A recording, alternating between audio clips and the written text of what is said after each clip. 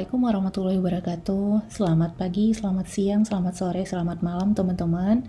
Nah, hari ini kita akan belajar tentang bagaimana melakukan analisis uji normalitas Kolmogorov-Smirnov. Jadi seperti teman-teman ketahui ya, bahwa uji normalitas itu ada Kolmogorov, kemudian Shapiro, kemudian ada Squamous-Kurtosis, dan terakhir juga ada yang menggunakan plot. Tapi masalahnya kalau plot itu kan nggak bisa berdiri sendiri ya, jadi harus dibarengi dengan analisis statistik lainnya. Nah, hari ini kita akan mempelajari tentang analisis Kolmogorov-Smirnov. Ya udah, langsung saja. Langkah yang teman-teman perlu lakukan adalah melakukan analyze. Jadi di sini saya punya data ya. Data ini adalah data sum total dari item-item yang sudah saya jumlahkan. Nah, ini tentu menyesuaikan dengan variabelnya teman-teman ya, gitu ya. Nah, kita lakukan analyze. Oke, kita lakukan analyze, kemudian ambil di bagian non-parametric test.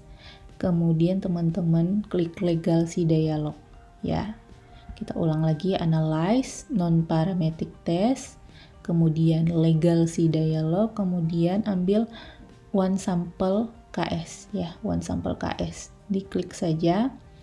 Nah, ini tadi saya kasih label X1 itu adalah intensitas penggunaan TikTok, kita pindahkan ke sebelah kanan.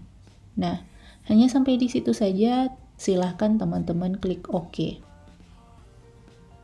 Ya, maka akan muncul output seperti ini. Yang perlu teman-teman lihat adalah seek to tail. Jadi di sini seek to tail-nya saya ambil garis ke kanan, row-nya 0,058. Nah, perlu teman-teman ketahui bahwa norma Kolmogorov-Smirnov ya, normanya adalah P atau nilai signifikansinya atau p-value-nya harus lebih besar dari 0,05. Nah, di sini data saya adalah 0,058. Jadi diingat ya, ini kalau ada tanda titik baru angka, berarti sebelum titik itu adalah 0 ya. Jadi 0,058. Jadi data saya jika kita mengacu pada norma, yaitu p-value-nya besar dari 0,05, maka data saya di sini datanya berdistribusi normal karena V-nya lebih besar dari 0,05 yaitu 0,058. Nah, tapi teman-teman perlu ketahui, masih ingat ya bahwa yang ini tadi saya ambilnya analyze di non-parametric.